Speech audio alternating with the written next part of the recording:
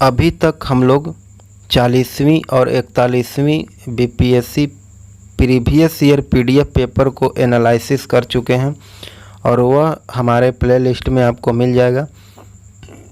और आज का पेपर है बिहार लोक सेवा आयोग के द्वारा पूछा गया 42वीं बीपीएससी प्रारंभिक परीक्षा का प्रश्न पत्र। और यह पीडीएफ पेपर 1998 में पूछा गया था। बीपीएससी 42वीं का पीटी प्रश्न पत्र है जो 1998 में पूछा गया था और इसके अंतर्गत हम लोग 150 प्रश्नों को देखेंगे।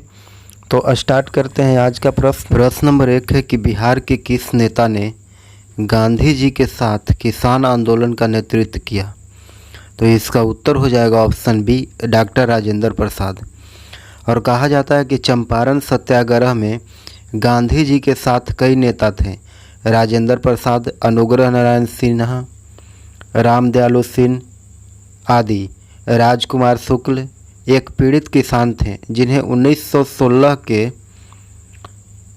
लखनऊ अधिवेशन में गांधी जी को चंपारण आने का आमंत्रण दिया था।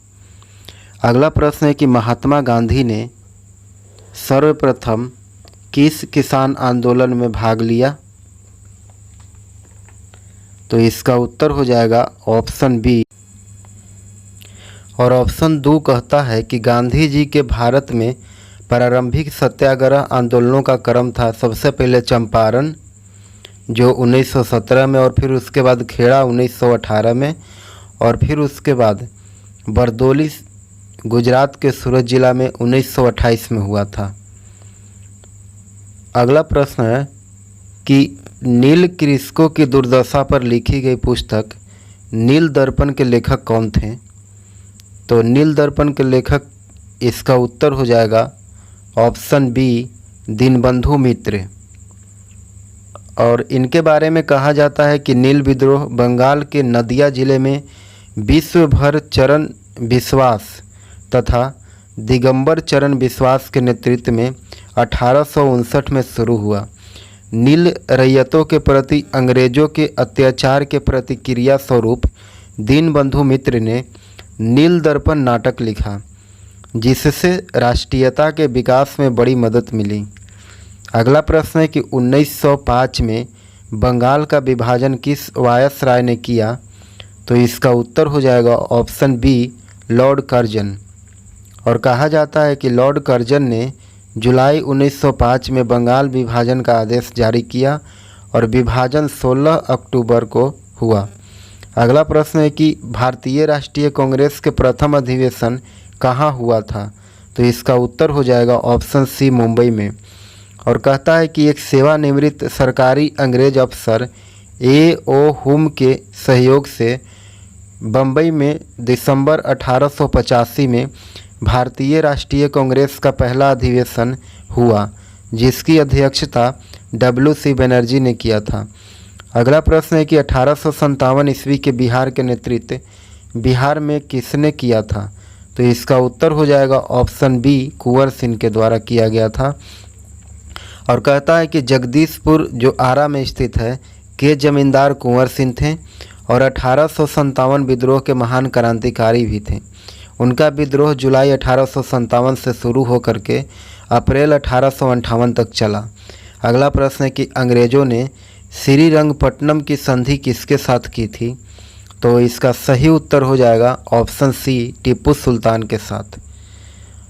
और कहता है कि लॉर्ड कॉर्नवालिस 1786 से लेकर के 93 के समय तक तृतीय एंग्लो मैसूर युद्ध जो 1790 से लेकर के 92 में हुआ था, इस युद्ध में अंग्रेज़ों से हार करके टीपू सुल्तान को श्रीरंगपट्टनम के संधि मार्च 1792 में करना पड़ा था। अगला प्रश्न है कि स्वामी सहजानंद का संबंध था?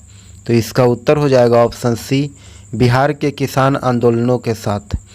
और कहता है ऑप्शन सी कि बिहार में किसान आंदोलनों के पुरोधा स्वामी सहजानंद थे और उन्हीं के प्रयासों से 1936 में अखिल भारतीय किसान महासभा का गठन हुआ और जिसके अध्यक्ष सहजानंद थे। अगला प्रश्न है कि नालंदा विश्वविद्यालय किस लिए प्रसिद्ध था? तो इसका सही उत्तर हो जाएगा ऑप्शन सी, बौद्ध धर्म दर्शन के लिए। और कहता है कि नालंदा विश्वविद्यालय महायान बौद्ध धर्म के शिक्षा का प्रमुख केंद्र था। और हेनसांग के अनुसार इसका संस्थापक शाक्रादित्य जो कुमार गुप्त प्रथम 415 से 455 ईस्वी। अगला प्रश्न है कि पाटलिपुत्र का सर्वप्रथम किस शासक ने अपनी राजधानी बनाया था? तो इसका उत्तर हो जाएगा ऑप्शन एक, चंद्रगुप्त मौर्य। और चंद्रगुप्त मौर्य के बारे में कहा जाता है कि पाटलिपुत्र नगर की स्थापना सर्वप्रथम मगध के हर्यक वंशी राजा उदयीन और उदयभद्र 460 से 444 ईसा पूर्व ने की थी तथा अपनी राजधानी राजगिरी से बदल करके यहाँ नहीं होने के कारण। अगला है कि प्रथम मगध साम्राज्य का उत्कर्ष किस सदी में हुआ था? तो इसका उत्तर हो जाएगा ऑप्शन बी, ईसा पूर्व 6ठी शताब्दी में। और कहता है कि मगध साम्राज्य का उत्कर्ष ईसा पूर्व 6ठी शताब्दी में शुरू हुआ जब बिंबिसार 544 से लेकर के 492 ईसा पूर्व के नेतृत्व में हर्यक वंश 544 ईसा पूर्व से 412 ईसा पूर्व तक रहा। अगला प्रश्न है कि जैन धर्म के प्रवर्तक महावीर स्वामी का जन्म स्थान कहाँ था? तो इसका उत्तर हो जाएगा ऑप्शन सी, कुंडग्राम में।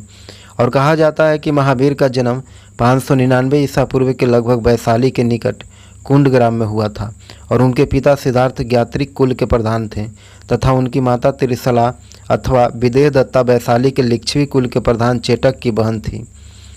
कुछ विद्वान महावीर का जन्म 540 ईसा पूर्व मानते हैं। अगला प्रश्न है कि गुप्त युग में भू राजस्व की दर क्या थी? तो इसका उत्तर हो जाएगा ऑप्शन बी, उपज का 6ठा भाग। गुप्त काल में जो लोग राजकीय भूमि पर खेती करते थे उन्हें सामान्यतः अपनी उपज का 6ठा भाग राजा को कर के रूप में देना पड़ता था। और गुप्त अभिलेखों में भूमि कर का उद्बग अथवा भाग कहा गया है। स्मृति ग्रंथ में इसे राजा की वृत्ति कहा गया है। अगला प्रश्न है कि निम्नलिखित में से कौन सा अशोक के साम्राज्य में शामिल नहीं था? तो इसका उत्तर हो जाएगा ऑप्शन सी, श्रीलंका जो है वो शामिल नहीं था।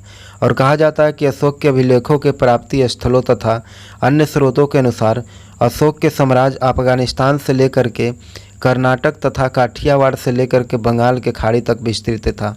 और अशोक के द्वितीय शिलालेख के अनुसार दक्षिणी सीमा पर स्थित चोल, पांड, सतीपुत्र, केरल तथा ताम्रपर्णी लंका उसके साम्राज्य से बाहर थे। अगला प्रश्न है कि प्रसिद्ध 10 राजाओं का युद्ध किस नदी के तट पर लड़ा गया था? तो इसका उत्तर हो जाएगा ऑप्शन डी, पारुसनी नदी पर। और कहा जाता है कि दशराज्य यानी 10 राजाओं का युद्ध पारुसनी जो रावी के नाम से जानी जाती थी के तट पर हुआ था। और इसमें एक और राजा सुदास जो त्रिस्यु कुल के भरतवंशी राजा थे तथा दूसरी ओर पुरु, यदु, तुवर्स, अनु, ब्रह्मु, अलीक, पुष्ट, भालन, शिवी और दशानिन राज्यों के राजा थे। अगला प्रश्न है कि ऋग्वेद का कौन सा मंडल पूर्णतः सोम को समर्पित है? तो इसका उत्तर हो जाएगा ऑप्शन सी, 9वां मंडल। और कहा जाता है कि ऋग्वेद का 9वां मंडल सोम को समर्पित है। सोम देवता के साथ साथ एक वनस्पति भी है जिससे सोमरस तैयार होता था। अगला प्रश्न है कि दिल्ली के लाल किले का निर्माण किसने करवाया था? तो इसका उत्तर हो जाएगा ऑप्शन डी, शाहजहां ने। और शाहजहां के बारे में कहा जाता है कि 1636 में शाहजहांबाद नामक एक नए शहर की नींव रखी गई थी और इसी शहर के भीतर उसने लाल किला बनवाया था और जिसकी चौड़ाई 1600 फुट तथा लंबाई 3200 फुट है। अगला प्रश्न है कि हुमायूं नामा की रचना किसने की थी? तो इसका उत्तर हो जाएगा ऑप्शन सी, गुलबदन बेगम। और कहा जाता है कि बाबर के पुत्री तथा हुमायूं के सौतेली बहन गुलबदन बेगम ने अकबर द्वारा आग्रह किए जाने पर फारसी भाषा में हुमायूं नामा नामक संस्मरण लिखा था। अगला प्रश्न है कि अलाई दरवाज़ा का निर्माण किसने करवाया था? तो इसका उत्तर हो जाएगा अलाउद्दीन। और कहा जाता है कि दिल्ली के कुतुब क्षेत्र में अलाई दरवाज़ा का निर्माण अलाउद्दीन खिलजी ने 1300 से 1311 में करवाया था। और स्थापत्य के क्षेत्र में उसकी अन्य देन है जैसे श्रीनगर और हजार सितून, हौज अलाई और जमायत खाना मस्जिद आदि। यह अलाउद्दीन खिलजी के द्वारा बनाया गया था। अगला प्रश्न है कि तबकात नासिरी का लेखक कौन था? तो इसका उत्तर हो जाएगा ऑप्शन सी, मिनहाज उस सिराज। और कहा जाता है कि तबकात ए नासिरी की रचना फारसी में मिनहाज उस सिराज जुजानी ने की थी और यह 23 तबकों यानी अध्यायों में विभक्त था तथा इल्तुतमिश तथा सल्तनत काल के लिए महत्वपूर्ण स्रोत है। अगला प्रश्न है कि बिहार में अलग प्रांत के लिए आंदोलन, जिसके परिणाम स्वरूप 1911 में बिहार उड़ीसा के लिए नए प्रांत का निर्माण हुआ, का नेतृत्व किसने किया था? तो इसका उत्तर हो जाएगा ऑप्शन ए, सच्चिदानंद सिन्हा ने। और कहा जाता है कि पृथक बिहार आंदोलन की शुरू करने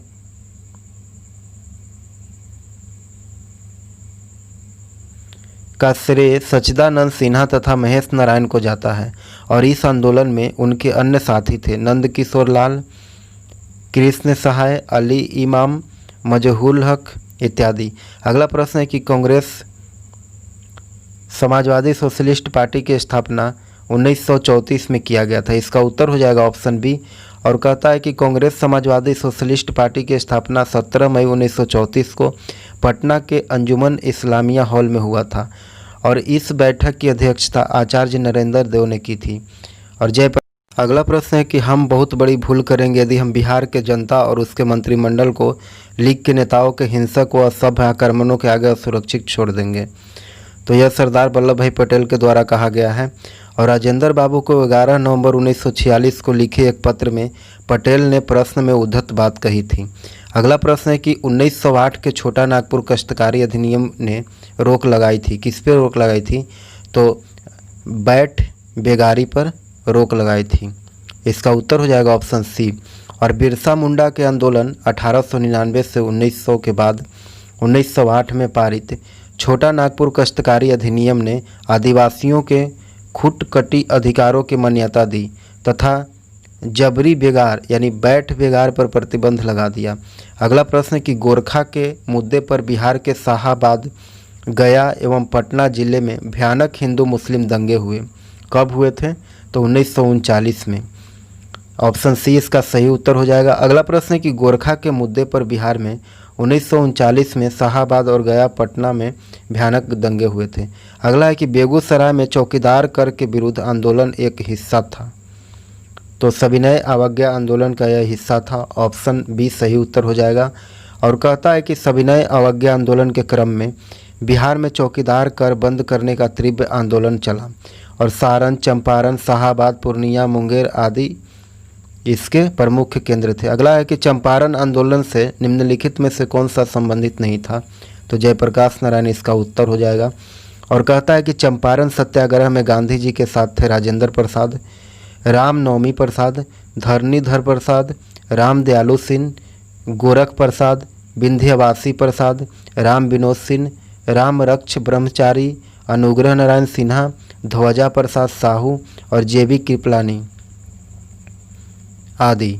अगला प्रश्न है कि आज़ाद हिंद सरकार के निर्माण की घोषणा की गई थी। तो कब की गई थी? तो इसका सही उत्तर हो जाएगा 12 अक्टूबर 1943 को। और कहता है कि 21 अक्टूबर 1943 को सुभाष चंद्र बोस ने सिंगापुर में भारत की अस्थायी सरकार की स्थापना की और नवंबर 1943 में जापान ने इस सरकार को अंडमान तथा निकोबार द्वीप पर सौंप दिया। अगला प्रश्न है कि अखिल भारतीय कांग्रेस कमेटी ने भारत छोड़ो प्रस्ताव पारित कब किया था? तो 1942। इसका उत्तर हो जाएगा ऑप्शन डी। और कहता है कि 8 अगस्त 1942 को बम्बई में हुई अखिल भारतीय कांग्रेस कमेटी की बैठक में भारत छोड़ो प्रस्ताव पारित हुआ था। अगला प्रश्न है कि स्वराज आम जनता के लिए होना चाहिए और केवल खास वर्गों के लिए नहीं के प्रसिद्ध सूत्र की घोषणा की। किसने घोषणा की? तो CR दास ने। इसका उत्तर हो जाएगा ऑप्शन 1। कांग्रेस के गया अधिवेशन 1922 के 2 माह पूर्व देहरादून व संयुक्त प्रांत के प्रादेशिक सम्मेलन में CR दास ने अपना प्रसिद्ध सूत्र दिया था कि स्वराज जन सामान्य के लिए होना चाहिए, केवल भद्र लोग के लिए नहीं। अगला प्रश्न है कि भारत सरकार अधिनियम 1935 ने समाप्त की। यह किसका समाप्त किया? तो प्रांतीय द्वैध शासन व्यवस्था को समाप्त कर दिया 1935 अधिनियम। और कहता है कि 1935 के अधिनियम के द्वारा प्रांतों में दोहरी शासन व्यवस्था को खत्म कर प्रांतीय स्वायत्तता की शुरुआत की गई और द्वैध शासन केंद्र में लाया गया। नेहरू ने इस अगला प्रश्न है कि अगस्त 1932 के रैमजे मैकडोनाल्ड के सांप्रदायिक पंचायत द्वारा पहली बार एक पृथक निर्वाचन मंडल बनाया गया। तो यह किसके लिए? तो अछूतों के लिए बनाया गया था। ऑप्शन डी सही उत्तर हो जाएगा। कहता है कि 1942 के मैकडोनाल्ड के सांप्रदायिक निर्णय के तहत मुस्लिमों के साथ साथ अछूतों के लिए भी पृथक निर्वाचन मंडल की व्यवस्था की गई। गांधी जी ने इसका विरोध किया और इसमें MC राजा जैसे बहुत से हरिजनों ने उनका साथ दिया। अंततः गांधी तथा अंबेडकर के बीच पुनः समझौता हुआ। अगला प्रश्न है कि मुस्लिम लीग द्वारा पाकिस्तान की स्थापना की मांग करने वाला प्रस्ताव पारित कब किया गया था? तो इसका उत्तर हो जाएगा ऑप्शन सी 1940 में। ऑप्शन सी इसका है 1940। और कहता है कि 1940 को मुस्लिम लीग के लाहौर अधिवेशन में जिन्ना ने हिंदू और मुस्लिम के पृथक पृथक राष्ट्र बताते हुए भारत के विभाजन का प्रस्ताव रखा। हालांकि पाकिस्तान नामक अलग देश का सिद्धांत सर्वप्रथम रहमत अली ने दिया था। अगला प्रश्न है कि स्वराज मेरा जन्मसिद्ध अधिकार है और मैं इसे लेकर के रहूँगा, यह वक्तव्य किसने दिया था? तो इसका उत्तर हो जाएगा बाल गंगाधर तिलक के द्वारा दिया गया यह नारा है।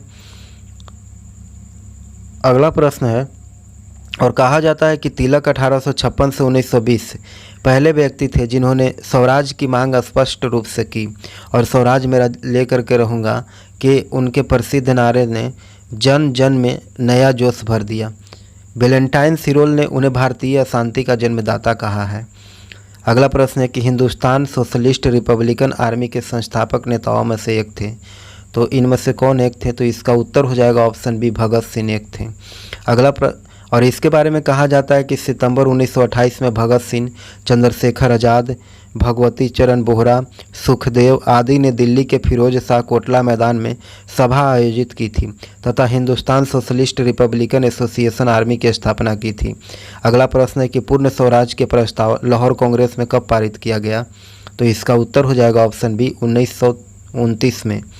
और कहता है कि कांग्रेस के लाहौर अधिवेशन दिसंबर 1929 में पूर्ण स्वराज का नारा दिया गया तथा वंदे मातरम और इंकलाब जिंदाबाद के नारों के बीच तिरंगा फहराया गया था और इस अधिवेशन की अध्यक्षता जवाहरलाल नेहरू ने की थी।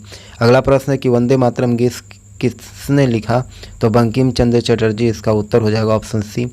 और कहता है कि वंदे मातरम गीत बंकिम चंद्र चटर्जी के उपन्यास आनंद मठ से लिया गया है जिसका कथानक सन्यासी विद्रोह पर आधारित है। अगला प्रश्न है कि बंगाल विभाजन से जुड़े भारत के वायसराय का नाम बताइए। तो लॉर्ड कर्जन इसका उत्तर हो जाएगा ऑप्शन बी। और कहता है कि बंगाल विभाजन लॉर्ड कर्जन ने किया था और विभाजन 16 अक्टूबर 1905 को प्रभावी हुआ और इसके विरोध में स्वदेशी तथा बहिष्कार आंदोलन चलाया गया। अगला प्रश्न है कि भारतीय राष्ट्रीय कांग्रेस की स्थापना किसने की थी? तो इसका उत्तर हो जाएगा ऑप्शन ए ओ हुम ने। कहता है कि भारतीय राष्ट्रीय कांग्रेस की स्थापना 1885 में बम्बई में A.O. हुम के सहयोग तथा प्रेरणा से हुआ था और इसकी अध्यक्षता व्योमेश चंद्र बनर्जी ने की थी। अगला प्रश्न है कि भारतीय राजनीति में सन 1947 के बाद किस महिला ने सर्वाधिक योगदान दिया था? तो अरुणा आसफ अली इसका उत्तर हो जाएगा ऑप्शन 1। अगला प्रश्न है कि कावेरी नदी कौन से राज्यों से होकर के गुजरती है? तो इसका उत्तर हो जाएगा ऑप्शन बी कर्नाटक, केरल और तमिलनाडु। ऑप्शन बी सही उत्तर हो जाएगा। और कहता है कि यह कर्नाटक के कुर्ग जिले के ब्रह्मगिरी पहाड़ियों से निकलती है तथा बंगाल की खाड़ी में गिरती है और यह नदी कर्नाटक में 41% और केरल में 3% में तथा 56% तमिलनाडु में द्रोणी बनाती है। और कावेरी जल बंटवारे को लेकर के कर्नाटक और तमिलनाडु के बीच विवाद है और इस नदी के किनारे बसा प्रमुख शहर श्रीरंगपट्टनम और तंजावुर है। अगला प्रश्न है कि कोंकण रेल जिन राज्यों से गुजरती है वे हैं? तो महाराष्ट्र, गोवा, कर्नाटक, केरल। ऑप्शन डी सही उत्तर हो जाएगा। कोंकण रेलवे परियोजना मार्च 1990 में शुरू की गई थी और यह 4 राज्यों गोवा, महाराष्ट्र, कर्नाटक एवं केरल के बीच गुजरती है और इस रेल मार्ग पर रत्नागिरी के निकट कारबुड्डे स्थित सुरंग 6.5 किलोमीटर की दूरी पर स्थित है। अगला प्रश्न है कि भाखड़ा नांगल संयुक्त परियोजना है? तो ऑप्शन ए सही उत्तर हो जाएगा। हरियाणा, पंजाब और राजस्थान के संयुक्त परियोजना है भाखड़ा नांगल। अगला प्रश्न है कि कावेरी जल विवाद क्या है? तो इसका उत्तर हो जाएगा कर्नाटक और तमिलनाडु का कावेरी जल विवाद है। और कहा जाता है कि कर्नाटक के कुर्ग जिले के ब्रह्मगिरी पहाड़ी से निकलती है तथा बंगाल की खाड़ी में गिरती है, और यह नदी कर्नाटक में 41% और केरल में 3% और तमिलनाडु में 56%। कावेरी जल बंटवारे को लेकर के कर्नाटक और तमिलनाडु के बीच विवाद है, और इस नदी के किनारे बसा शहर श्रीरंगपट्टनम और तंजावुर है। अगला है कि रेगुन नाम है, तो काली मिट्टी का ऑप्शन बी सही उत्तर हो जाएगा।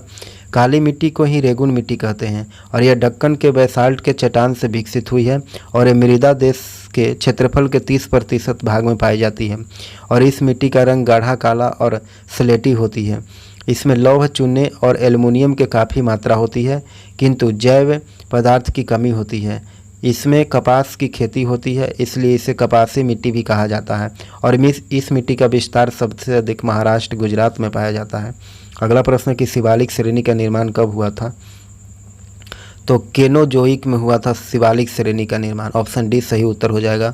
और शिवालिक श्रेणी का निर्माण प्लोअस्टोसिन काल में हुआ, और प्लोअस्टोसिन केनोजोइक काल के अंतर्गत आता है। अगला प्रश्न है कि भारत के सर्वोच्च चोटी है, कौन है, तो गॉडविन ऑस्टिन इसका उत्तर हो जाएगा। ऑप्शन सी भारत के सर्वोच्च चोटी। अगला प्रश्न है, और इसके बारे में कहा जाता है कि सबसे ऊंचा पर्वत शिखर माउंट एवरेस्ट है, जो नेपाल में स्थित है, और सागर माथा कहा जाता है इसको, माउंट एवरेस्ट को, और इसकी ऊंचाई। अगला प्रश्न है कि पिग्मी निवासी है, कहाँ के निवासी हैं, तो अफ्रीका के निवासी है पिग्मी। अफ्रीका महाद्वीप में पिग्मी जनजाति पाई जाती है, और यह मुख्यतः आखेट एवं शिकार द्वारा जीवन यापन करते हैं, और इनका मुख्य वसावट कांगो नदी क्षेत्र है, और इस नदी के नाम पर कांगो देश का भी नाम पड़ा था।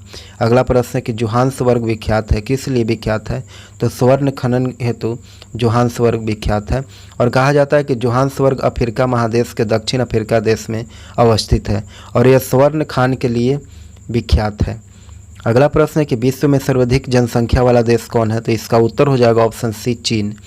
और संयुक्त राष्ट्र जनसंख्या कोष के रिपोर्ट के अनुसार चीन की जनसंख्या में स्थान प्रथम है, किंतु अनुमान के अनुसार 2030 तक चीन के पीछे छोड़ करके भारत विश्व की सर्वाधिक जनसंख्या वाला देश बन जाएगा। अगला प्रश्न है कि गल्फ स्ट्रीम क्या है, तो इसका उत्तर हो जाएगा ऑप्शन बी, एक महासागरीय धारा है गल्फ स्ट्रीम। गल्फ स्ट्रीम उत्तरी अटलांटिक महासागर में संयुक्त राष्ट्र अमेरिका यूएसए के पूर्वी तट पर बहने वाला गर्म जलधारा है, जो अपने प्रभाव के तट के समान तापमान को सामान्य से अधिक कर देती है। अगला प्रश्न है कि ग्रह जिनका कोई उपग्रह नहीं होता है वह कौन ग्रह है, तो बुध ग्रह है।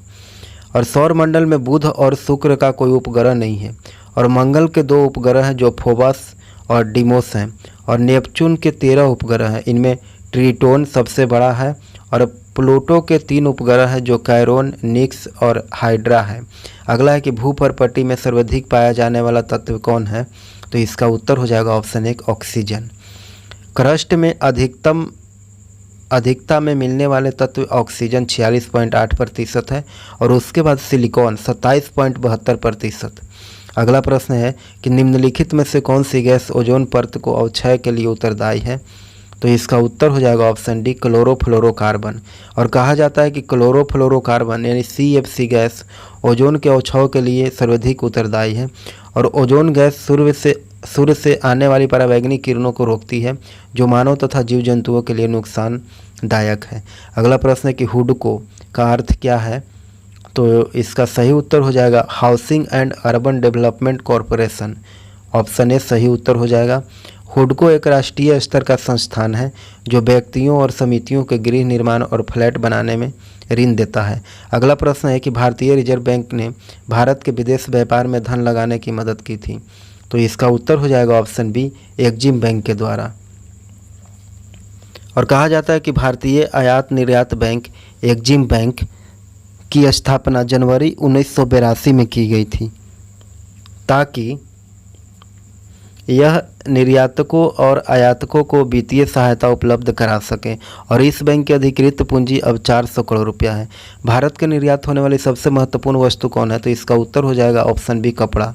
अगला प्रश्न है कि निम्नलिखित में से कौन सा राज्य का कर है, तो इसका उत्तर हो जाएगा भूमि राजस्व। भूमि राजस्व राज्य सरकारों का कर है और कृषि को छोड़कर के सभी कर जैसे आय कर, सीमा शुल्क कर और उत्पाद शुल्क केंद्र सरकार के द्वारा वसूले जाने वाले कर हैं। अगला है कि निम्नलिखित में से कौन सबसे बड़ा एकल साधन कौन सा है जिससे भारत में राजस्व कर से सरकार का आय होती है? तो इसका उत्तर हो जाएगा ऑप्शन डी, निगमित कर। वर्तमान समय में केंद्र सरकार के बजट 2012-13 के अनुसार कर राजस्व प्राप्ति आय कर से 11%, उत्पाद शुल्क से 11% और निगम कर से 21% और सीमा शुल्क से 10% राजस्व की प्राप्ति होती है। अगला प्रश्न है कि भारत में सबसे अधिक गेहूं उत्पादक राज्य कौन है? तो इसका उत्तर हो जाएगा ऑप्शन सी, उत्तर प्रदेश। और कहा जाता है कि वर्तमान समय में सबसे अधिक गेहूं का उत्पादन करने वाला राज्य उत्तर प्रदेश है और यह आर्थिक सर्वेक्षण 11-12 से लिया गया है। अगला प्रश्न है कि 1991 की नई आर्थिक नीति का लक्ष्य क्या था? तो इसका उत्तर हो जाएगा ऑप्शन एक, उदारीकरण, निजीकरण, ऑप्शन बी और ऑप्शन सी भूमंडलीकरण। इसका सही उत्तर हो जाएगा ऑप्शन डी, उपयुक्त में सभी। और श्री नरसिम्हा राव के नेतृत्व में स्थापित कांग्रेस की सरकार ने 24 जुलाई 1991 के नई औद्योगिक नीति की घोषणा की जिसका मुख्य उद्देश्य उदारीकरण, निजीकरण एवं वैश्वीकरण था और उस समय वित्त मंत्री मनमोहन सिंह थे, इसलिए राव समिति के नाम से विख्यात हुआ। अगला प्रश्न है कि हरित क्रांति की सफलता निम्नलिखित की उपलब्धि है? तो इसका सही उत्तर हो जाएगा पौधों के उच्च पैदावार और सिंचाई सुविधा और रासायनिक कीटनाशकों का प्रयोग। अगला है कि भूमि विकास बैंक निम्नलिखित का एक अंग है? तो सहकारी आधार ढांचा का अंग है। इसका उत्तर हो जाएगा ऑप्शन डी। अगला प्रश्न है कि भारत में भूमि सुधार के क्षेत्र में शामिल नहीं है और कहा जाता है कि भूमि विकास बैंक की भूमि बंधक बैंक भी कहा जाता है। अगला प्रश्न है कि भारत में भूमि सुधार के क्षेत्र में शामिल नहीं है, तो इसका उत्तर हो जाएगा किसान के मकान ऋण, ऑप्शन डी सही उत्तर हो जाएगा। और भारत में भूमि सुधारों के अंतर्गत निम्नलिखित विषयों को शामिल किया गया है जिसमें पहला है बिचौलियों की समाप्ति और दूसरा है भूधारण का सुधार और तीसरा है जोतों की चकबंदी और चौथा है सहकारी कृषि आदि। अगला प्रश्न है कि नवीनतम जनगणना के अनुसार भारत में जनसंख्या की औसत वार्षिक वृद्धि दर कितना है? तो इसका उत्तर हो जाएगा ऑप्शन बी, कमी का रुख दिखती है। और इसकी व्याख्या है कि जनसंख्या वृद्धि दर वार्षिक प्रतिशत में 1971 से 81 के बीच 2.16% और 81 से 91 के बीच 2.11 और 91 से 2001 1.93 और 2001 से 11 के बीच 1.64। अगला प्रश्न है कि भारत में अधिकांश व्यक्ति बेकार हैं, तो कृषि में अधिकांश व्यक्ति बेकार हैं। भारत में 57% लोग कृषि में लगे हुए हैं और कृषि क्षेत्र में भारत में अदृश्य बेरोजगारी पाई जाती है। और छिपी हुई या अदृश्य बेरोजगारी का अर्थ होता है कि रोजगार में लगे लोगों को हटा देने के बाद उत्पादन पर किसी प्रकार का प्रभाव न पड़ना। अगला प्रश्न है कि 8वीं योजना के अंतर्गत जीडीपी को निम्न स्तर तक बढ़ाने का लक्ष्य निर्धारित किया गया था, तो इसका उत्तर हो जाएगा ऑप्शन डी 5.6% तक। अगला प्रश्न है कि और इसके बारे में कहा जाता है कि 8वीं पंचवर्षीय योजना की अवधि 1992-97 रही और योजना का लक्ष्य 5.6% रखा गया था जबकि 6.68% विकास दर हासिल की गई। अगला प्रश्न है कि सफलतापूर्वक कार्य करने हेतु पंचायती राज को पूरे सहयोग की ज़रूरत पड़ती है, तो स्थानीय जनता की ज़रूरत पड़ती है, ऑप्शन ए सही उत्तर हो जाएगा। और इसके बारे में कहा जाता है कि सफलतापूर्वक कार्य करने हेतु पंचायती राज को स्थानीय जनता के सहयोग की जरूरत सर्वाधिक पड़ती है। अगला प्रश्न है कि प्रायः किसकी सलाह पर राज्य में राष्ट्रपति शासन लागू किया जाता है, तो इसका उत्तर हो जाएगा ऑप्शन सी, राज्यपाल के सलाह पर। कहा जाता है कि उच्च न्यायालय के मुख्य न्यायाधीश यदि किसी राज्यपाल के रिपोर्ट मिलने पर या अन्यथा राष्ट्रपति का समाधान हो जाता है कि उस राज्य का शासन संविधान के अनुसार नहीं चलाया जा रहा है या संवैधानिक तंत्र विफल हो गया है, तो वह उद्घोषणा जारी करके राज्य सरकार को कोई भी कृत्य तथा शक्ति अपने हाथ में ले सकते हैं। अगला प्रश्न है कि भारत में 22वीं लोकसभा के लिए निर्वाचन हुए हैं, तो फरवरी सन 1998 में, ऑप्शन डी सही उत्तर हो जाएगा। और 12वीं लोकसभा का चुनाव फरवरी 1998 में हुआ। अगला प्रश्न है कि राज्यसभा के चेयरमैन कौन है। तो भारत के उपराष्ट्रपति जो हैं वह राज्यसभा के चेयरमैन होते हैं। और कहता है कि भारतीय संविधान के अनुच्छेद 63 में कहा गया है कि भारत में एक उपराष्ट्रपति होगा और उपराष्ट्रपति राज्यसभा के पदेन सभापति होगा। और यह अमेरिकी प्रथा का अनुसरण है। और उपराष्ट्रपति संसद के किसी सदन या किसी राज्य विधानमंडल में किसी सदन का सदस्य नहीं होगा। अगला प्रश्न है कि लोकसभा में कार्यकाल पूरा होने से पहले भंग किया जा सकता है। तो ऑप्शन डी सही उत्तर हो जाएगा कि प्रधानमंत्री के सिफारिश पर राष्ट्रपति के द्वारा। कहता है कि लोकसभा अपने पहले सत्र के प्रारंभ होने की तारीख से 5 वर्ष के लिए निर्वाचित होती है, किंतु इस अवधि से पहले भी राष्ट्रपति द्वारा विघटित किया जा सकता है। अनुच्छेद 352 के समय या प्रधानमंत्री की सलाह पर राष्ट्रपति के द्वारा लोकसभा को समय पूर्व भंग किया जा सकता है। अगला प्रश्न है कि भारत में सर्वोच्च न्यायालय की स्थापना कब हुई थी। तो इसका सही उत्तर हो जाएगा ऑप्शन सी, भारत सरकार के अधिनियम सन 1935 के अधीन। अगला प्रश्न है कि कौन सा राज्य सबसे अधिक प्रतिनिधि लोकसभा में भेजता है। तो इसका उत्तर हो जाएगा ऑप्शन डी, उत्तर प्रदेश।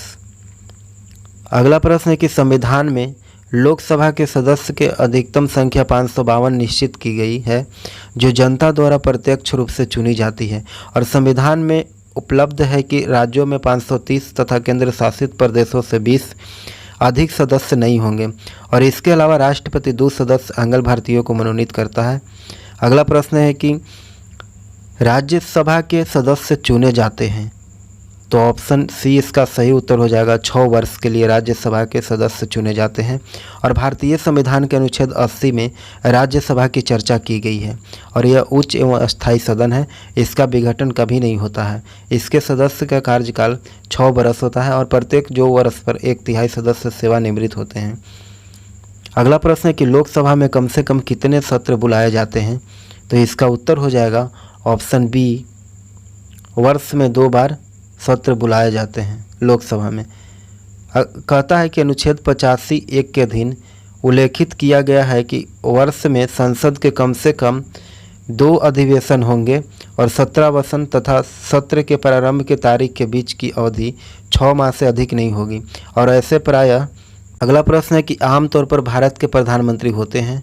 तो लोकसभा के सदस्य होते हैं आमतौर पर भारत के प्रधानमंत्री। कहता है कि प्रधानमंत्री आमतौर पर लोकसभा के सदस्य होते हैं, परंतु मंत्री संसद में दोनों सदनों के लिए होते हैं। और किसी ऐसे व्यक्ति को भी मंत्री नियुक्त किया जा सकता है जो संसद के किसी भी सदन का सदस्य न हो, परंतु उसे 6 माह के पश्चात पद छोड़ना पड़ता है यदि इस बीच दोनों में से किसी एक सदन के लिए निर्वाचित न हो जाए तो। यानी प्रधानमंत्री या मंत्री बनने के लिए दोनों सदन में से किसी एक का सदस्य निर्वाचित होना जरूरी है। अगला प्रश्न है कि भारतीय संविधान ने केंद्रीय सरकार की अधिशासी शक्तियों को किसमें निहित किया है। तो इसका उत्तर हो जाएगा ऑप्शन 1, भारत के राष्ट्र। अनुच्छेद 52 में कहा गया है कि भारत में एक राष्ट्रपति होगा तथा संघ की कार्यपालिका शक्ति राष्ट्रपति में निहित होगी। और भारत में संसदीय प्रणाली अपनाई गई है, इसलिए राष्ट्रपति संवैधानिक अध्यक्ष हैं और वास्तविक कार्यपालिका शक्ति मंत्री परिषद में निहित है। प्रधानमंत्री। अगला प्रश्न है कि निम्नलिखित में से कौन सा मूलभूत अधिकार नहीं है। तो संपत्ति का अधिकार। ऑप्शन बी सही उत्तर हो जाएगा। और कहता है कि 44वें संशोधन के द्वारा अनुच्छेद 19(1) च और 31 का निरसन किया गया है तथा एक नया अनुच्छेद 300 का अंत स्थापित किया गया। अब संपत्ति का अधिकार मूल अधिकार नहीं बल्कि विधिक अधिकार है। अगला प्रश्न है कि भारतीय संविधान की प्रस्तावना में भारत को किस रूप में घोषित किया गया है। तो इसका उत्तर हो जाएगा ऑप्शन सी, एक सार्वभौम समाजवाद धर्मनिरपेक्ष प्रजातांत्रिक गणतंत्र के रूप में। अगला प्रश्न है कि भारतीय संविधान में है। तो भारतीय संविधान में क्या है। तो 400 से अधिक अनुच्छेद हैं। ऑप्शन सी सही उत्तर होगा। अगला और इसके बारे में कहता है कि संविधान सभा के द्वारा 26 नवंबर 1949 को अंगीकार किया गया था और यह 26 जनवरी 1950 से पूर्ण रूपेण लागू हो गया। और मूल संविधान में 22 भाग, 395 अनुच्छेद और 8 अनुसूचियां थीं, लेकिन वर्तमान समय में अनुच्छेद की संख्या 445, भाग 22 और अनुसूची 12 हो गई। अगला प्रश्न है कि लोकसभा का पहला आम चुनाव कब हुआ था। तो इसका उत्तर हो जाएगा 1952 में। कहता है कि स्वतंत्र भारत का पहला आम चुनाव 1952 में हुआ था, जिसका कार्यकाल 1952 से लेकर के 57 तक रहा था और लोकसभा के प्रथम अध्यक्ष गणेश वासुदेव मोवलंकर एवं उपाध्यक्ष अनंत सायन अय्यर थे। अगला है कि दिल्ली है। दिल्ली क्या है? तो दिल्ली एक केंद्र शासित प्रदेश है। इसका उत्तर हो जाएगा ऑप्शन बी, केंद्र शासित प्रदेश।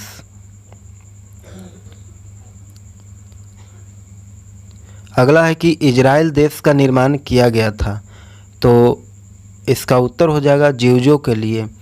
और कहा जाता है कि इजराइल मध्य पूर्व यानी पश्चिम एशिया में स्थित है और यह दोनों ओर से अरब राज्यों से घिरा हुआ है।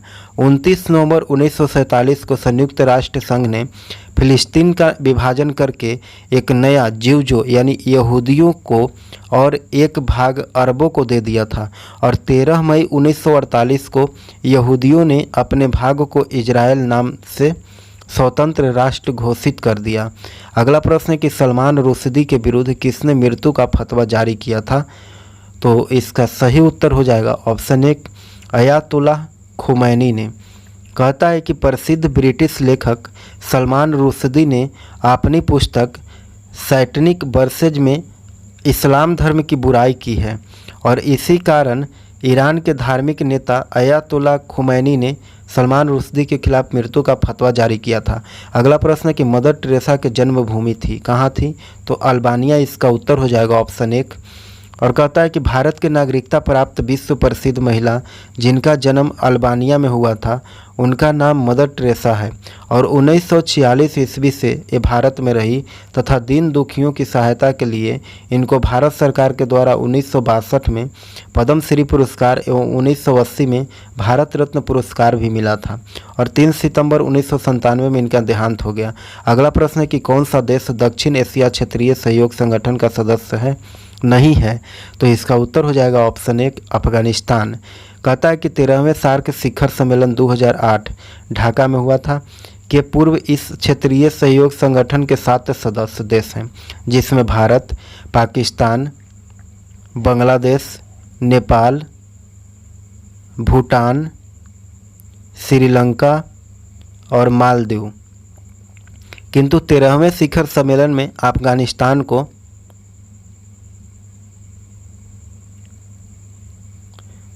मिलाकर के 8 हो गई। अगला प्रश्न है कि उन 2 प्रमुख राजनीतिक दलों के नाम बताइए जिनका रूस की सन 1917 के क्रांति के महत्वपूर्ण योगदान रहा। तो इसका सही उत्तर हो जाएगा ऑप्शन डी, बोल्शेविक और मेंशेविक पार्टियां। अगला प्रश्न है कि वीमेंस डे यानी नारी दिवस किस दिन मनाया जाता है? तो इसका उत्तर हो जाएगा ऑप्शन ए, 8 मार्च को। 8 मार्च को प्रतिवर्ष अंतर्राष्ट्रीय महिला दिवस के रूप में मनाया जाता है और 14 फरवरी को वैलेंटाइन दिवस के रूप में और वही 1 मई को विश्व श्रमिक दिवस और 2 अक्टूबर महात्मा गांधी जयंती के रूप में। अगला प्रश्न है कि गीत सेठी कौन से खेल से पारंगत हैं? तो इसका उत्तर हो जाएगा ऑप्शन सी, बिलियर्ड। कहता है कि गीत सेठी बिलियर्ड खेल से ख्याति प्राप्त खिलाड़ी हैं। वे भारत के प्रथम वरीयता प्राप्त खिलाड़ी हैं जिन्होंने 1985 में विश्व बिलियर्ड चैंपियनशिप जीती थी और पहले प्रयास में इस खिलाड़ी ने जीतने वाले वे विश्व के सबसे कम उम्र के खिलाड़ी बने थे। अगला प्रश्न कि स्टैचू ऑफ लिबर्टी बना हुआ है, कहाँ बना हुआ है? तो इसका उत्तर हो जाएगा ऑप्शन डी, संयुक्त राज्य अमेरिका में। स्टैचू ऑफ लिबर्टी संयुक्त राज्य अमेरिका के न्यूयॉर्क शहर में अवस्थित है और स्वतंत्रता प्राप्ति यानी 1776 ईस्वी के समय फ्रांस ने इसे संयुक्त राज्य अमेरिका में स्वतंत्रता के संकेत के रूप में स्थापित करवाया था। अगला प्रश्न है कि अंतर्राष्ट्रीय न्यायालय स्थित है, तो कहाँ स्थित है अंतर्राष्ट्रीय न्यायालय? तो इसका उत्तर हो जाएगा ऑप्शन बी, हेग में। कहता है कि अंतर्राष्ट्रीय न्यायालय की स्थापना न्यायालय संविधि एवं अंतर्राष्ट्रीय समझौते के अंतर्गत की गई थी और यह कानून संयुक्त राष्ट्र घोषणा पत्र का एक अभिन्न अंग है। संयुक्त राष्ट्र के सभी सदस्य तटस्थ न्यायालय संविधि के हिस्सेदार हैं और न्यायालय के 15 न्यायाधीश हैं और यह न्यायालय नीदरलैंड के राजधानी हेग में स्थित है। यदि अन्यत्र कहीं भी उचित लगे तो वहाँ भी न्यायालय की बैठक हो सकती है। अगला प्रश्न है कि भारत में निम्नलिखित में से उत्पादन किसका सबसे ज़्यादा है? तो पाइराइट का। इसका उत्तर हो जाएगा ऑप्शन सी, पाइराइट। अगला प्रश्न है कि आज़ादी के बाद बिहार में सिंचित क्षेत्र बढ़ा, लगभग कितना बढ़ा? तो 4 गुना बढ़ा। इसका उत्तर हो जाएगा ऑप्शन 2। अगला प्रश्न है कि बिहार में उत्पादन की दृष्टि से चावल के बाद दूसरी मुख्य फसल क्या है? तो गेहूँ। इसका उत्तर हो जाएगा ऑप्शन 1। अगला है कि स्टील की कठोरता प्रदान करने के लिए बढ़ाई जाती है, क्या मिलाई जाती है? तो कार्बन की मात्रा बढ़ाई जाती है स्टील की कठोरता प्रदान करने के लिए। और लोहा सर्वाधिक उपयोग में आने वाला धातु है, लेकिन शुद्ध रूप से इसका उपयोग कभी नहीं किया जा सकता। अगर इसमें लगभग 0.5% कार्बन मिश्रित कर दिया जाए तो यह अत्यंत कठोर एवं शक्तिशाली हो जाता है। जब आयरन में निकेल एवं क्रोमियम मिश्रित करते हैं तो यह जंग रोधी एवं अत्यंत कठोर हो जाता है। अगला प्रश्न है कि घरेलू LPG सिलेंडर में दाब मापक नहीं प्रदान किए जाते हैं, क्योंकि? तो इसका उत्तर हो जाएगा ऑप्शन डी, ये LPG द्वारा चोक हो जाते हैं, इसीलिए दाब मापक नहीं उपयोग किया जाता है। घरेलू LPG सिलेंडर का दाब मापक नहीं प्रदान किए जाते हैं क्योंकि LPG के द्वारा चोक हो जाता है। और LPG में मुख्य घटक ब्यूटेन और इसके बाद एथेन और प्रोपेन का मिश्रण होता है। अगला प्रश्न है कि निम्नलिखित में से कौन सा अम्ल सिरके में उपस्थित है? तो इसका उत्तर हो जाएगा ऑप्शन डी, एसिटिक अम्ल। एसिटिक सिरका में 6 से 8% होता है और यह स्वाद में खट्टा होता है और इसका उपयोग अचार बनाने में किया जाता है। अगला प्रश्न है कि प्लास्टर ऑफ पेरिस का सूत्र क्या है? तो इसका उत्तर हो जाएगा ऑप्शन बी, CaSO4 H2O। अगला प्रश्न है कि निम्नलिखित में किसमें कार्बन नहीं है? तो इसका उत्तर हो जाएगा ऑप्शन डी, इनमें से कोई नहीं ऑप्शन में नहीं दिया गया है। हीरा, ग्रेफाइट तथा कोयला ये सभी कार्बन के अपरूप हैं। अगला प्रश्न है कि सूर्य पर ऊर्जा का निर्माण होता है, तो नाभिकीय संलयन के द्वारा सूर्य में ऊर्जा का निर्माण होता है। अगला प्रश्न है कि विटामिन सी का रासायनिक नाम क्या है? तो एस्कर्बिक अम्ल। इसका उत्तर हो जाएगा ऑप्शन ए। विटामिन सी का रासायनिक नाम एस्कर्बिक अम्ल है और यह जल में घुलनशील होता है। अगला प्रश्न है कि निम्नलिखित में से किस खनिज के द्वारा लोहा प्राप्त किया जाता है? तो इसका उत्तर हो जाएगा ऑप्शन डी, हेमाटाइट के द्वारा। और हेमाटाइट आयरन का प्रमुख अयस्क है जिससे आयरन का निष्कर्षण करते हैं और यह भूपर्पटी पर प्रचुर मात्रा में पाया जाने वाला दूसरी धातु है और प्रकृति में धात्विक अवस्था में नहीं पाया जाता है। यह ऑक्साइड कार्बोनेट। अगला प्रश्न है कि एक कार बैटरी में प्रयुक्त विद्युत अपघट्ट होता है, तो सल्फ्यूरिक अम्ल। ऑप्शन बी सही उत्तर हो जाएगा। अगला प्रश्न है कि शुष्क बर्फ है, तो क्या है शुष्क बर्फ? तो ठोस कार्बन डाइऑक्साइड। इसका उत्तर हो जाएगा ऑप्शन बी। शुष्क बर्फ ठोस कार्बन डाइऑक्साइड होता है जो CO2 को जब उच्च दाब पर संपीड़ित करके ठंडा किया जाता है तो कार्बन डाइऑक्साइड गैस द्रव में संघनित हो जाता है और दाब बढ़ने पर द्रव CO2 धीरे धीरे ठोस में परिणत हो जाता है, जिसे शुष्क बर्फ कहते हैं। अगला प्रश्न है कि प्रकाश में विकिरण की प्रकृति होती है, तो इसका उत्तर हो जाएगा तरंग एवं कण दोनों के समान होती है। अगला प्रश्न है कि सूर्य के प्रकाश को धरती के सतह पर पहुंचने में लगने वाला समय है लगभग कितना लगता है? तो 8.5 मिनट समय लगता है। अगला प्रश्न है कि ध्वनि के वायु में वेग अनुमानतः है, तो कितना है? तो इसका उत्तर हो जाएगा ऑप्शन बी, 330 मीटर प्रति सेकंड। अगला प्रश्न, और इसके बारे में कहा जाता है कि ध्वनि का वेग अलग अलग माध्यमों में अलग अलग होता है और सबसे अधिक ध्वनि का वेग ठोस में और उसके बाद द्रव में और फिर उसके बाद गैस में होता है। और वायु में ध्वनि का वेग 332 मीटर प्रति सेकंड या 20 डिग्री सेल्सियस पर 344 मीटर प्रति सेकंड होता है। अगला प्रश्न है कि पानी का घनत्व अधिकतम होता है, तो 4 डिग्री सेल्सियस पर। पानी का आयतन 4 डिग्री सेल्सियस पर न्यूनतम तथा घनत्व अधिकतम होता है। अगला प्रश्न है कि सर CB रमन को भौतिक का नोबेल पुरस्कार प्राप्त हुआ था, तो कब मिला था भौतिक में नोबेल पुरस्कार? तो इसका उत्तर हो जाएगा ऑप्शन बी, 1930 में। डायनामाइट के आविष्कारक अल्फ्रेड नोबेल की स्मृति में स्वीडन सरकार द्वारा 6 क्षेत्रों में नोबेल पुरस्कार प्रदान किया जाता है। पहला चिकित्सा, दूसरा साहित्य, तीसरा भौतिकी और चौथा रसायन और 5वां शांति और 6ठा अर्थशास्त्र। सन 1930 में सीबी रमन को यह पुरस्कार रमन प्रभाव यानी भौतिकी के लिए मिला था। अगला प्रश्न है कि पार्लियामेंट में 1997 में प्रसार भारती बिल प्रस्तुत किया गया। तो इसका उत्तर हो जाएगा जयपाल रेड्डी के द्वारा। अगला प्रश्न है कि अमेरिका के सेक्रेटरी ऑफ स्टेट कौन है? तो इसका उत्तर हो जाएगा मैडलिन अल्फ्रेड। अगला प्रश्न है कि 20वीं शताब्दी के आखिरी कुंभ मेला कहाँ मनाया जाता है? तो इलाहाबाद, ऑप्शन ए सही उत्तर हो जाएगा। अगला प्रश्न है कि कौन से दो राज्य चंदन तस्कर वीरप्पन से आत्मसमर्पण के लिए वार्तालाप कर रहा था? तो कर्नाटक और तमिलनाडु, ऑप्शन बी सही उत्तर हो जाएगा। अगला प्रश्न है कि 1998 में बेहतरीन फिल्म के लिए ऑस्कर अवार्ड किसको मिला है? तो टाइटैनिक को मिला है, ऑप्शन डी सही उत्तर हो जाएगा। ऑस्कर पुरस्कार national academy of motion pictures arts and sciences यानी संयुक्त राज्य अमेरिका द्वारा 1929 में दिया जाता है और यह पुरस्कार प्रतिवर्ष मुख्यतः अंग्रेजी भाषा में प्रदर्शित फिल्मों के प्रत्येक विधा में उत्कृष्टता के लिए प्रदान किया जाता है।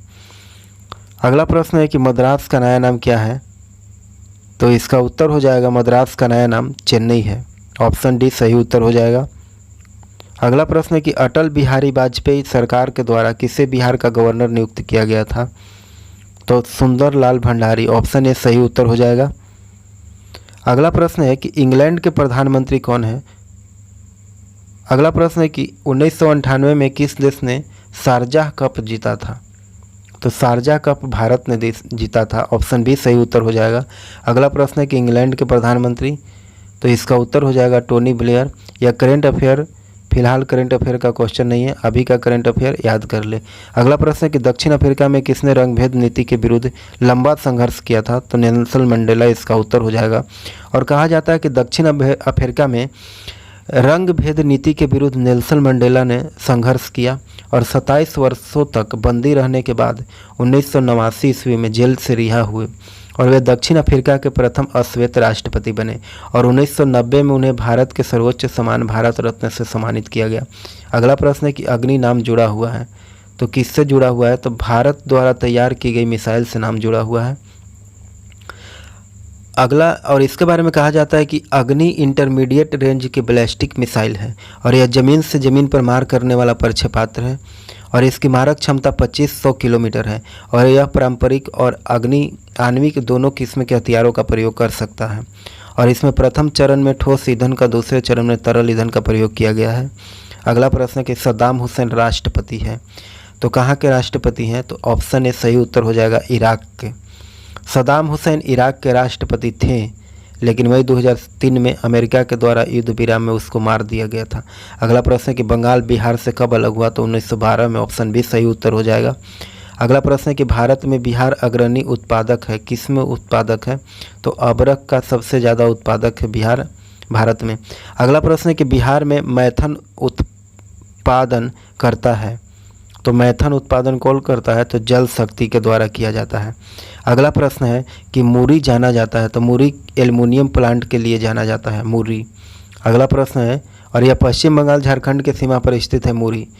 अगला प्रश्न है कि बिहार में भारी मशीन निर्माण प्लांट कहाँ स्थित है? तो रांची, इसका उत्तर हो जाएगा ऑप्शन डी। अगला प्रश्न है कि बिहार के कुल भौगोलिक क्षेत्र का वनाच्छादित प्रतिशत, तो 23%, ऑप्शन बी सही उत्तर हो जाएगा। अगला प्रश्न है कि बिहार में दामोदर प्रवाहित होती है, तो एक भ्रंश घाटी में होकर के। अगला प्रश्न है कि बिहार में सोमेश्वर श्रेणी है, तो इसका उत्तर हो जाएगा ऑप्शन डी, इन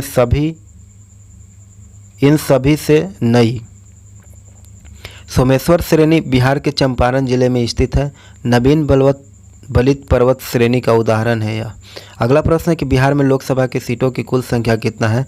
तो इसका उत्तर हो जाएगा ऑप्शन डी 54।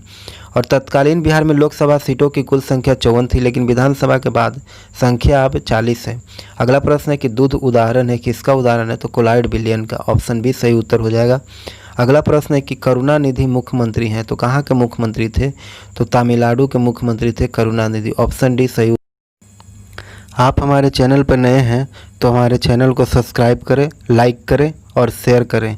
और अधिक वीडियो देखने के लिए हमारे चैनल S4 नोट को सब्सक्राइब करें। धन्यवाद।